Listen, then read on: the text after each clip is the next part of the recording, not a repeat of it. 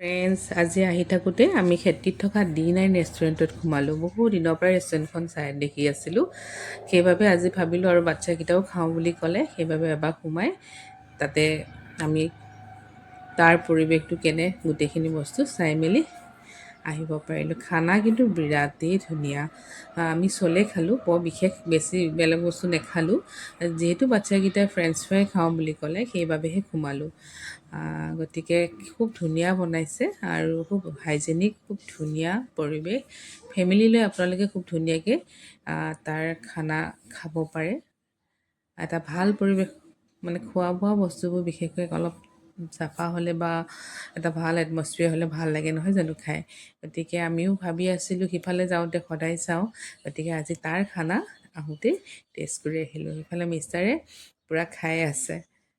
চলেকেইখন সঁচাকৈয়ে বিৰাট ধুনীয়া বনাইছে।